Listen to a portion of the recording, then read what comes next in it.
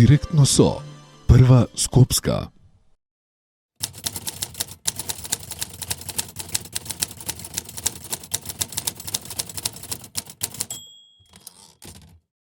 Па, предпоставам дека треба да биде исто како и она што го работев јас минатиот период, вложен во својата работа, да ја сака својата работа, постојано посветен на граѓаните и средби со граѓаните. Човек кој што ќе влегува во коштец со секој проблем и ќе дава максимум од себе за да ги решава проблемите на граѓаните, кој што нема се штеди себе си кога станува збор за обврската, тоа е решавање на проблемите на граѓаните во Кисела вода. Верувам дека Кисела вода ќе има градоначалник кој што ќе го продолжи континуитетот на она што го сработевме изминативе скоро 4 години овде во општината и општината и понатаму ќе продолжи да се движи напред.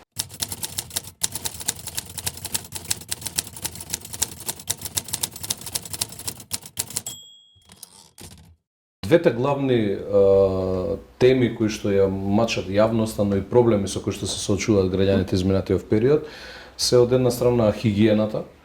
На Скопје му фали генералка и прво нешто што треба да се направи е да се исчисти градот, да се исчистат јавните површини, да се среди состојбата околу отпадот. Знаеме дека секоја населба практично тоне во смет, во отпад и тоа е сериозен проблем, особено во потоплите денови сега кои што доаѓаат летото.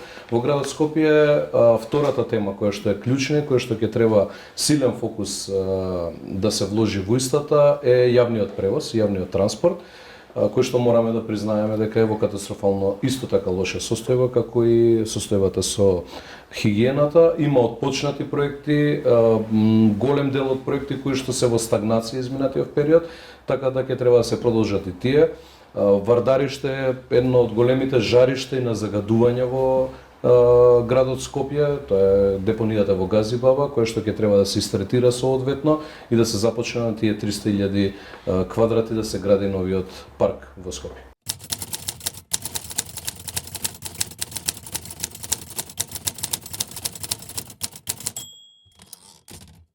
Па најголем дел од средствата, речиси, ако го видите вие и моментот на инвестиции капитални во општината, споредбено со сите дали квартали, дали генерално на годишно ниво, ако направите споредба со години наназад, еве да земеме 30 години наназад во предвид, ние имаме рекордно ниво на капитални инвестиции во општината. Од една општина каде што ако земеме во предвид состојбата во градинките, каде што над 400 деца чекаа на листата за чекање, дојдовме до ниво да нема листи на чекање во Кисела вода, односно сите дечиња да се згрижени, а сме општина која што има меѓу ретките во државата прираст на населението, односно имаме новороденчиња, зголемување секоја година на бројката. Првиот пилар, односно фокусот ми беше од кога станав градоначалник да се инвестира во предшколската возраст, градинките, состојбата во училиштата, еве во моментов ги доградуваме училиштата, но имавме и низа активности, инвестиции во истите за подобрување на училиштата и состојбата во истите, создавање на подобри услови за новите генерации кои што доаѓаат после нас, подземната инфраструктура во секое населено место беше решена изминатиот период, остана уште во населба Стаклара водоводната мрежа да ја завршиме во наредниот период и речиси над 80% на улиците, односно инфраструктурно на територија на општина Кисела вода се реконструирани во време на мојот мандат, одречиси 4 години.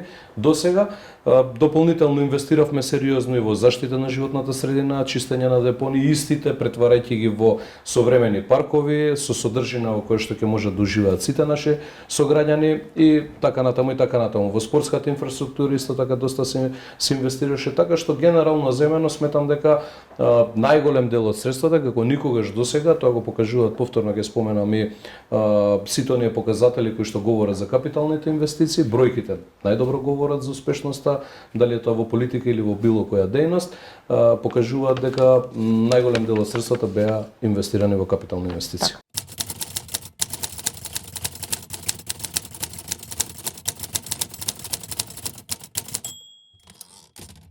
Имаме огромен сет на мерки. од разни типови на субвенции. Кога станува збореве за заштита на животната средина, воведовме нова мерка годинава за промена, освен во колективното домување во зградите на азбестните кровови, воведовме мерка и за индивидуалното домување, односно и за на куќите каде што има азбестни кровови да може да ги променат. Имаме субвенција за печки за пелети и така натаму еден цел сет на мерки. Интересот е сериозен кај граѓаните. Мене ми е драго што еве ако земеме во предвид енергетски ефикасни фасади, изградба на колективно домување, постоела како мерка и во минатото, но никогаш немало реализација. Минатава година имавме реализација на првата зграда во Кисела Вода, каде што беше изградена енергетски ефикасна фасада, односно фасадата беше променета на таа зграда. Верувам дека и сега ни е активен повикот, дека ќе има и оваа година реализација во неколку од стамбените згради низ Кисела Вода, така што има интерес кај граѓаните, сериозно голем интерес и ги искористуваат. Тоа се практично нивни средства кои што ги враќаме назад кај граѓаните.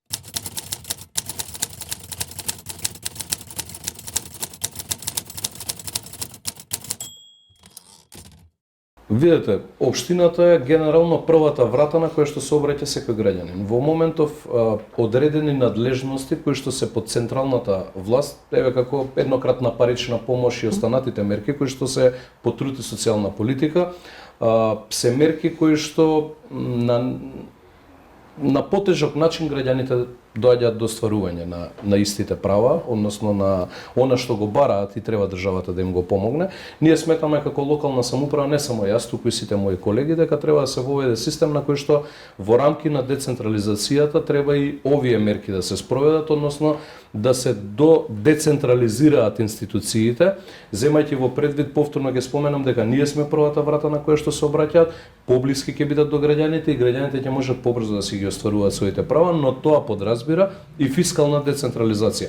Не подразбира само да ги превземаме ние обврските и надлежностите, туку подразбира и соодветно средства да се отстапат, да не се прават грешки како што се правеле во минатото, да само се префрлат надлежности, а не се префрлат доволно средства. Такви проблеми имаме во моментов со пожарникарите низ државата, имаме со предшколска возраст, имаме во основното образование околу ДТЦ и така натаму, што значи дека во овој процес сериозно внимаваме на фискалната децентрализација. Сметаме дека со тоа услугите ќе бидат далеку сежно подостапни за граѓаните, односно за да можат да ги искористат граѓаните во што е можно поголем број.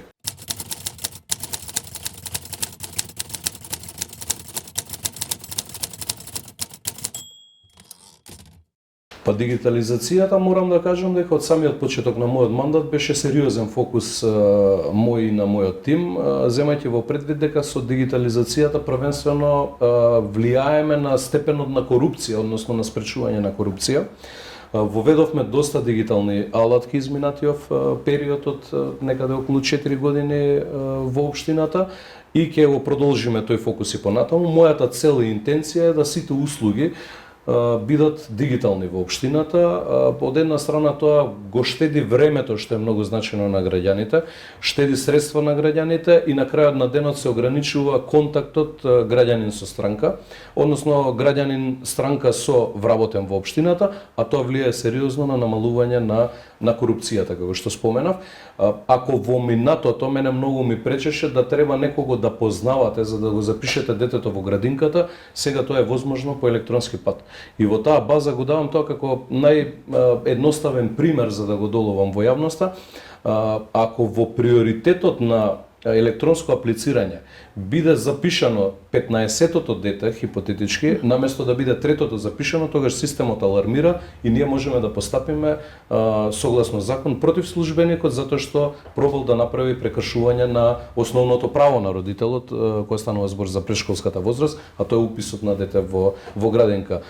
Со ова сериозно напреднавме изминативе скоро 4 години и во таа насока сметам дека и до крајот на мандатот треба да продолжиме, но и да продолжат и понатаму да ја надградуваат во тој сегмент општината моите наследници.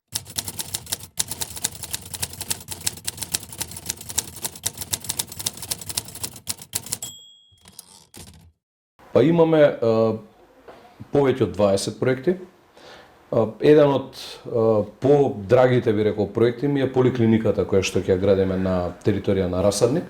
Нешто за кое што се говорело повеќе од 30 години, од многумина ветувано, никогаш не било реализирано. Тоа е еден од посериозните проекти кои што ќе го градиме. Имаме доста инвестиции во патната инфраструктура. Имаме места како во Драчево, во Пинтија, каде што на едното место менувавме водоводна, на другото одводна мрежа. Имаме улици овде во урбаниот дел во Кисела Вода, реконструкција предвидена на истите, проширување на тротоарите, предвидуваме и паркинг места, особено во урбаниот дел, овде како Фредерик Шопен што е улицата во централното градско подрачје. Така да генерално ќе бидат, не генерално, туку сите инвестиции ќе бидат капитални инвестиции. Имаме 2 спортски сали нови, канализацијата во Бабиндол, во Припор, исто така еден проект кој што 30 години е ветуван од разни власти, и централни, и локални, и така натаму. Станува збор за клучни проекти кои што генерално ќе ги затворат прашањата кои што 30 години и повеќе од 30 години го мачеле населението овде во Кисела Вода, и со тоа би завршил циклусот на се она што значи хумано и урбано живење во оваа општина. Понатаму останува на моите наследници да се фокусираат повеќе околу доуредување на детски катчиња, до уредување на паркови и се останато што значи унапредување на процесите во образование, предшколска возраст и така натаму.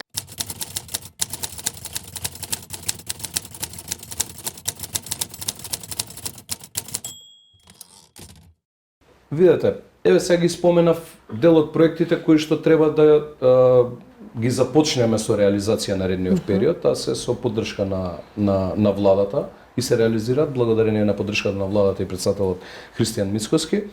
Тоа се проекти кои што дел можеби ќе ги завршам до крајот на мојот мандат, но дел ќе продолжат да се работат и да се довршат во мандатот на мојот наследник овде во општината, но сепак ќе се дореализираат.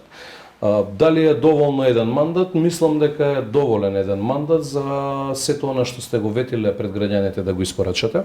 Јас имам висок степен на реализација на она што сум го ветил пред моите сограѓани и народски кажано можам со крената глава да прошетам во секое населено место во општината, земајќи во предвид дека над 95% од мојата програма е реализирана, остатокот сметам дека ќе успеам да ја довршам до крајот на мојот мандат. Тоа хронолошки гледано наназад, повеќе од 30 години се нема случајно во општина Кисела Вода, дури до 30% не се стигнувало со реализација на проекти. Многу е важно што ќе ветите пред граѓаните, многу е поважно од сето тоа што ќе испорачате на граѓаните и да останете доследен на оној кој што сте му стиснале раката и сте му дале ветување до крајот на својот мандат да повторно кога ќе се сретнете со него да биде реализирано тоа што било барано, но морам исто така да потенцирам дека ова е жива материја, дека јас кога сум ја креирал програмата заедно со мојот тим, можеби недоволно сум бил информиран за сите состојби и предизвици, но и сепак излегувале нови проблеми пропратно со работата. Еве ќе споменам, сега имаме една ситуација мал одром кај Мариовска улица према Теферич патот. Тоа не ми е ветувано во програма, сега бараме согласности од институциите да ни дадат за да го затвориме тој дел за движење, за да можеме да интервенираме, да ги поправиме работите. Такви има милион проблеми кои што постојано произлегуваат во текот на деновите, месеците, годините кога вие сте градоначалник во една општина. Ако направиме споредба од она што било ветување и програма, уште 2 пати толку имаме проекти реализирано дополнително, на што сум исклучително гор. Еве ако земеме најпрост пример во Пржино. Во Пржино има во програмата или во Драчево ветено дека ќе реконструирам 3 улици во Пржино, 3 беа во Драчево ветени. Во Пржино се реконструирани сите улици. Сите улици се реконструирани во Црниче, со исклучок на 2 улици кои што до крајот на мојот мандат во наредниот период ќе ги реконструирам, но така и во сите населби. Сме ветиле можеби една бројка на инфраструктура или должина на фекална канализација или водоводна мрежа, но кога станува збор за потребите на граѓаните, не можете една улица да направите, а другата да не ја направите.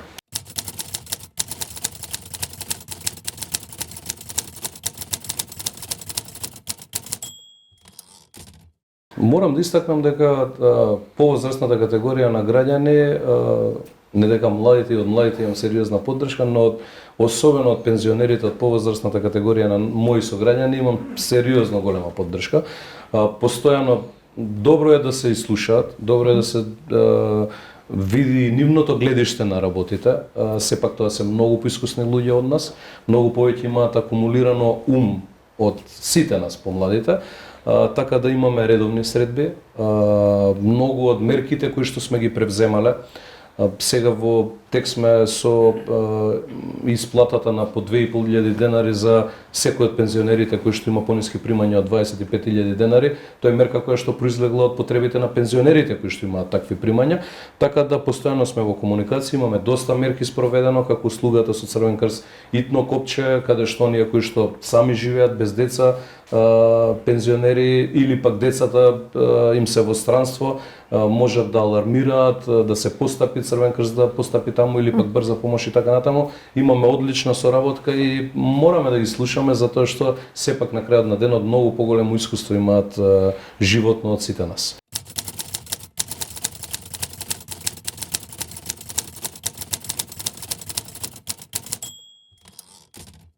Па секако дека бара, ако земете во предвид, мене работниот ден ми започнува од прилика околу 8:30 или 9 часот, но не знам кога ми завршува, секој ден е различна динамиката. Никогаш не сум се прибрал во својот дом порано од 19 часот.